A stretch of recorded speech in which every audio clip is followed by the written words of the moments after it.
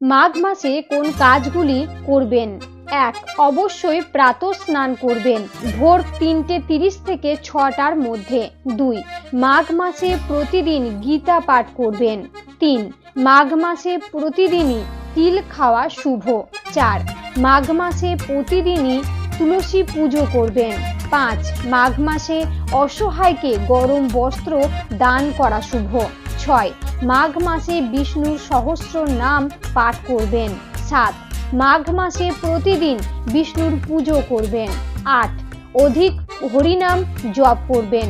9. অবশ্যই মাঘ মাসে সাত্ত্বিক খাদ্য গ্রহণ করার চেষ্টা করবেন। ভিডিওটি ভালো লাগলে অবশ্যই লাইক, কমেন্টস এবং শেয়ার করবেন। মাঘ মাসে কোন কাজগুলি করবেন না? 1. এই মাসে বিছানা ছেড়ে মাটিতে শোয়া শুভ। 2. এই মাসে দীর্ঘক্ষণ ঘুমানো